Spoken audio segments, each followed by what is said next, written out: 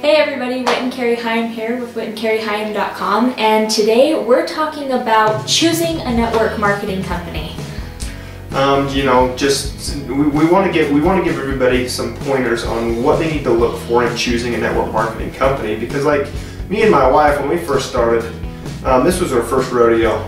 The company that we're with right now, this is our first one, and we've had success. And the reason that we've had success is because when we were taking a look at it, we had some mentors that kind of gave us an idea of what we need to be looking for. And we'd been approached by other network marketing companies, and we just didn't feel that they had everything that we were looking for and what we needed to be successful. And so that's what we wanted to kind of share with you guys today and put out those points. And so hopefully if you're looking, or if, or just, this is your first time looking at network marketing, you have people approaching you or looking to do a different company, we can kind of give you some pointers and some direction on what you need to do to look for that opportunity. And these pointers, they're not just coming from Whit and I. It's not just Whit and I. These are like top industry leaders and what they look for when they're choosing a network marketing opportunity. Exactly. Okay, so the fifth, we would say most important thing out of the top 5 things that we look for when we're choosing a network marketing opportunity is system. One thing you got to understand about the system is you want it to be reputable, and you also want it to be a duplicatable system, meaning that anybody can do the same thing over and over and over again and get the results that they need to be successful.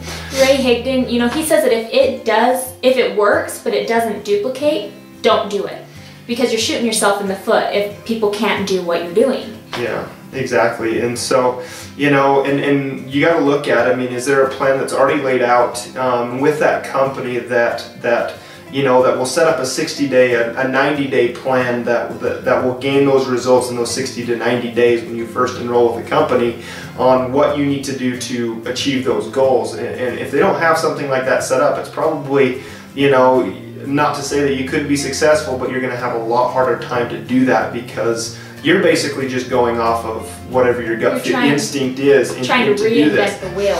And so for me and my wife, that was a good thing about it, is we had a system that we knew from day one. We were shown this is what you need to do to be successful in 60 to 90 days, and we've stuck with that. Every 60 to 90 days we do the same thing over and over and over again, and it's something that we can duplicate in our teams that we know for a fact it works for us.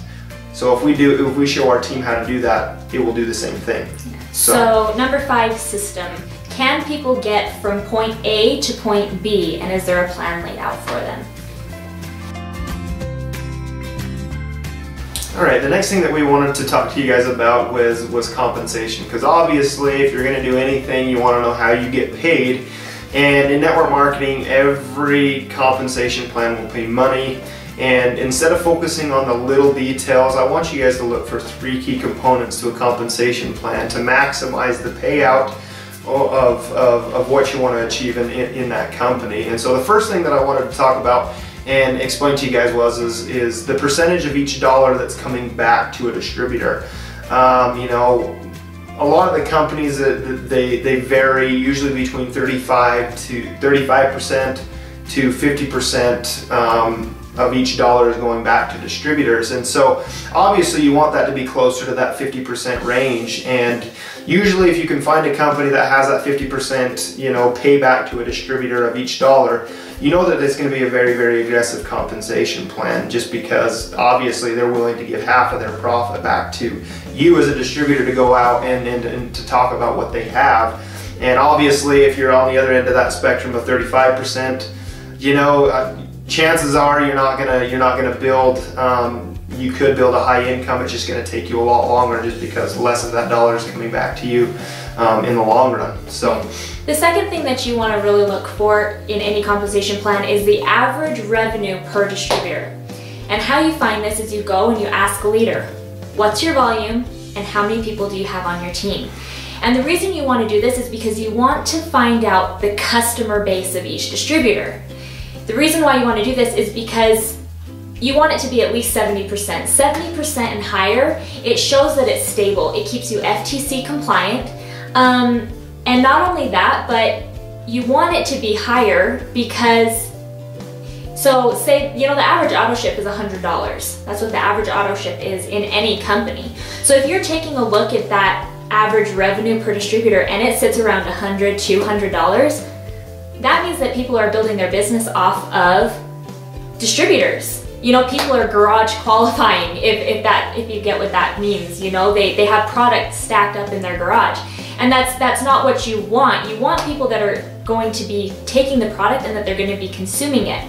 So with that, you know, revenue, if it sits anywhere from $300 to $400, some can even sit upwards of $500 or $600, you know that you've got a good customer base of people that are constantly ordering your products. So take a look at that average revenue. Yeah, and just to go along with that, you want to look for that high retention. I mean, if people are going to get involved in that company, how long are people actually staying on the product? And so, you know, do you want, because you got to look at this, do you want to just make an income, or do you want to make a life-changing stable income that's just going to change everything in your life for you?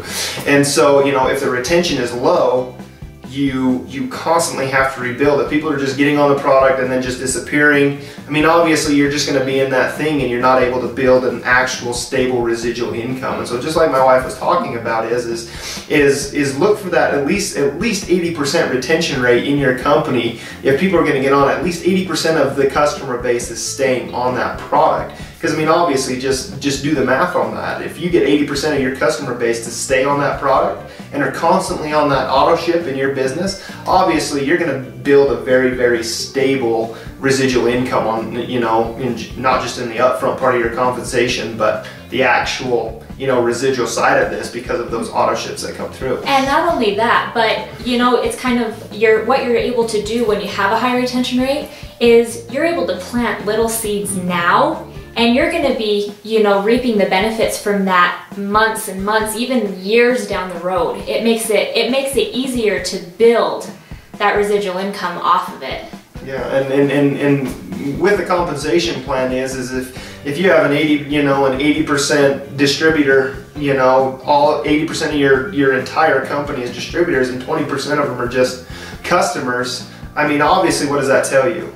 You know, the way that they have it set up is they have it fashioned towards distributors, you know, and if you have something set up like that, that is not going to be FTC compliant. No. And so you want to look for something that's actually the opposite, where you get, like my wife was saying, 70% at least, or at least 80% or higher in retention rate on customers, and then the 20% distributor base. And you know what? There are very few companies out there that have, you know, that 75 to 80% retention rate. So if you can find one, you're gold. Yeah, you jump on board with that, and that's what stuck out to us is that they had a very high retention rate. The company they're with right now has a very high retention rate in the customer base, and then the distributor side of it, you know, it's sitting where it needs to be to give that good balance, and also it falls into FTC compliance. Yeah, you know, so just a couple questions you need to ask yourself is, can you build a massive residual income without having to enroll tens of thousands of, you know, distributors on your team? Just for you personally. Just for you personally. Or how many, and you also need to look at how many customers have you got and how long are they staying on the product. All the other bonuses will work out for themselves. Yep. So the third thing that we wanted to talk to you guys about that we feel is, you know, important in any company is product. You know, and just a couple questions you need to ask yourself when you're taking a look at the company's product is does it go against any of your morals, your ethics, or any of your value? Is it a fad, or is it going to be part of a trend that's just going to be around forever? Mm-hmm. You know, when coming to your morals, ethics, you know, we're not selling razor blades to babies, right? You know, you want to make sure that you feel good about whatever it is that you're promoting because you're putting your name on that. And once you put your name on something, that's going to stick with you forever. So yeah, and so, you know, one of our biggest mentors in this, and I haven't even personally met the guy, but I've seen a lot of his training, and Ramasio Fletcher, he was talking about a few components that you need to be looking at for the product itself, and you need to ask yourself these three things. Number one, is it unique? Okay, does it have, what's the patents on it? You know, because obviously if you have something that's unique and category creating that nobody else has, because there's a lot of good companies out there that have great products. but a lot of them are based off of the same technology that everybody is using, and so the uniqueness to that isn't really unique because anybody can duplicate that. And so number one, you got to look for it and see if it's unique. Yeah, the next two things that kind of go hand in hand, and that is, does it work and can you prove it? You know, there's a lot of companies out there that say, oh yeah, we've got science backing it, and then when you say, well, where's your science, where can I see it? They can't tell you. So, you know, customers, they can see through BS nowadays. They want to be able, you need to be able to pinpoint someone where they can go and where they can find peer-reviewed clinical studies, where they can physically read it themselves. You know, the proof's in the pudding. Yeah, exactly, and not just based off of what everybody else is saying. You know, it's easy to find a whole bunch of people to do a testimonial. It's just like going on and reading a review on Amazon or something like that. You don't know if somebody's just on there just to type good reviews so you buy the product.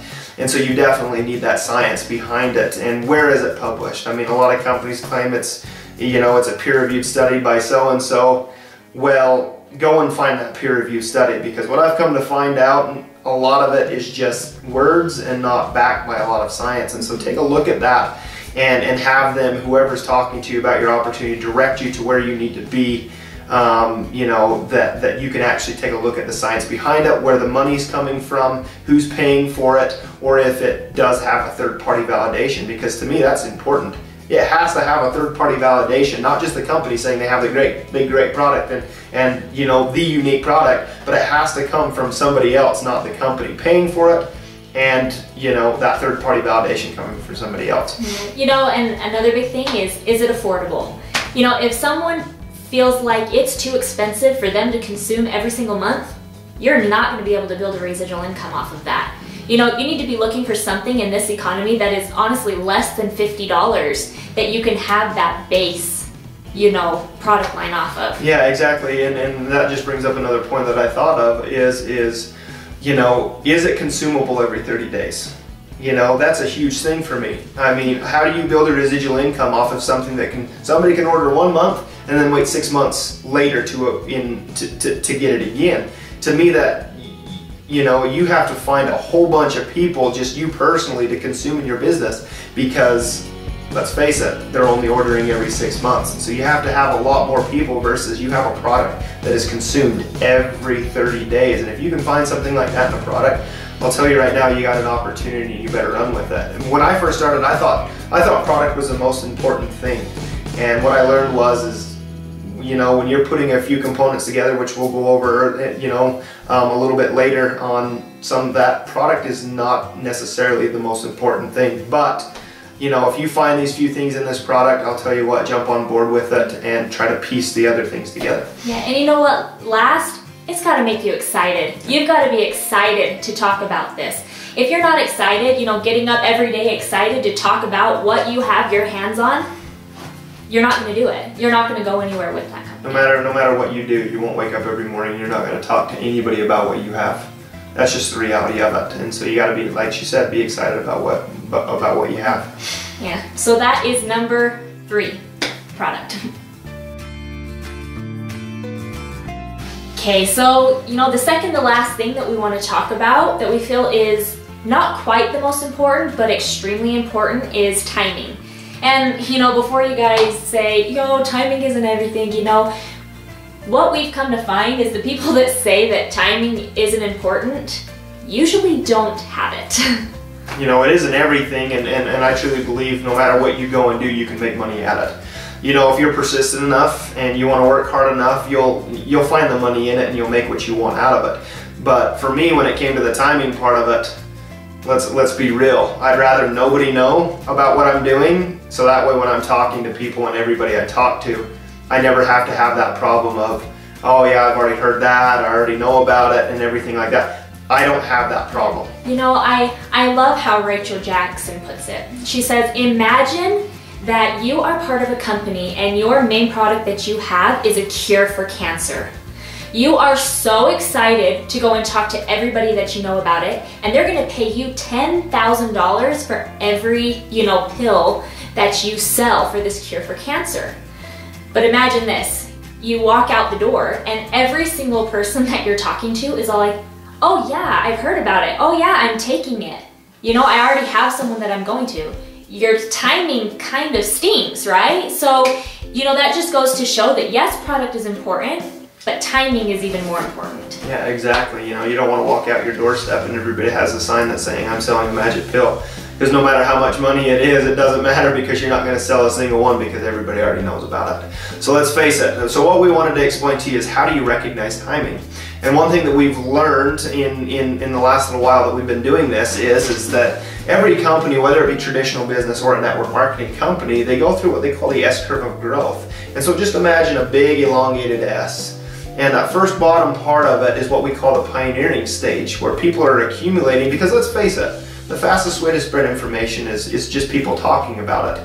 And so that first little part, the bottom part of that S, is just the pioneering stage, where you're accumulating a mass number of people that are going out and sharing information about what they have. And they say traditionally, to brand a company, to get it out of that pioneering stage, is roughly between 150 to 200,000 active people in that particular company to brand the company. Yeah, and you know, with it, you know, not all companies hit this phase that we call momentum. Not all companies do. So this momentum phase, all of a sudden everybody finds out, you know, what this company has, and everybody wants a piece of it, and they grow really, really quickly.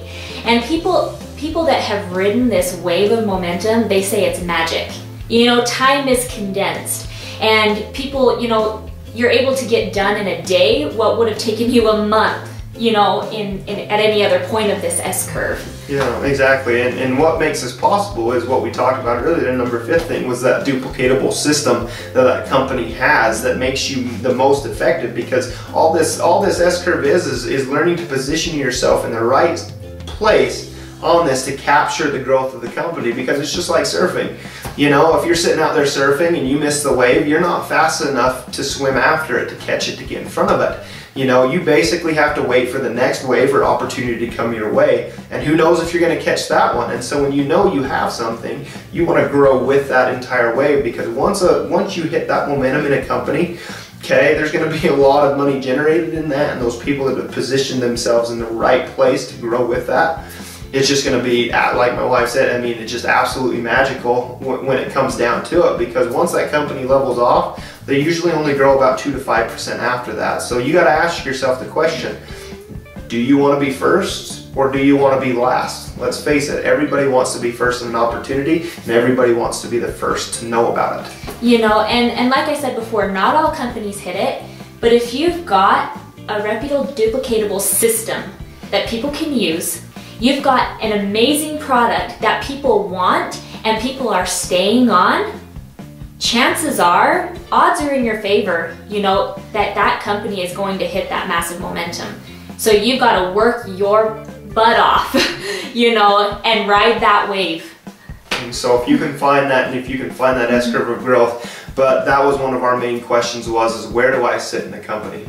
And so do not hesitate to ask that question. And you know, and a lot of that comes down to how you're going to know where you sit is something that we'll talk to you about here in just a few minutes. But look for that S-curve of growth, ask where you sit in the company, because again, this is just one of those key components for the best opportunity that you can get in your company. Yep, you know, once you miss that wave, you're fighting over, you know, customers, really. That's what you're just doing. Fighting people. So, yeah. So stick to that. Number 2, timing. The last thing, and we believe is the most important thing, and you know, this is just coming from our experience so far, maybe others have a different approach to it, but it's culture, okay, the culture in your company. And not just, you know, and it's the culture in both the field and with your corporate team. You know, you need to be asking yourself, do these people know what they're doing? And do they have what it takes to get me where I want to go? Can they lead me in that direction? You know, are they compassionate? Are they full of integrity?